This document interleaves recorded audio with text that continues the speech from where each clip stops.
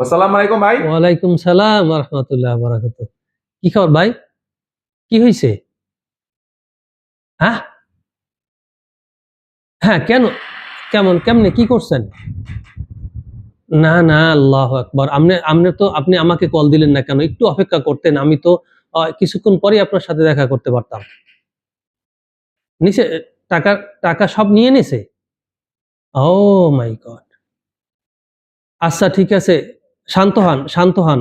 Tension করিয়েন না। যা হবার হয়ে গেছে। পরবর্তীতে টাকা পাঠালে আপনি সরাসরি আগে আমাকে কল দিবেন। আমি তো আপনাকে সবসময় হেল্প করি। আজকে কেন আপনি এই ঝুঁকি নিতে গেছেন? আপনি এই ঝুঁকিটা যদি আজকে না নিতেন, তাইলে আপনি তো এই ক্ষতিগ্রস্ত হইতেন না, তাই না? আপনার ১৫ ৳৩০ বাঁচত।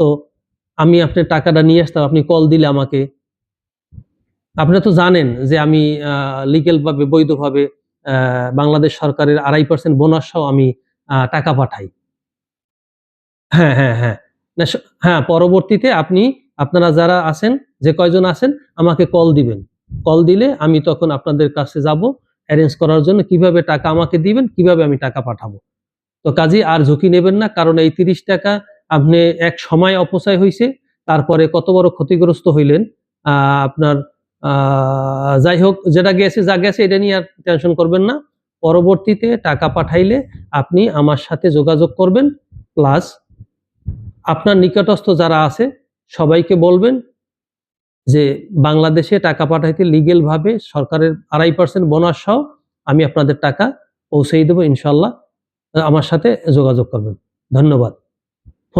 ফোন দিবেন তাহলে আমি আপনাদের কাছে আইসা ব্যবস্থা করে দেব। ধন্যবাদ।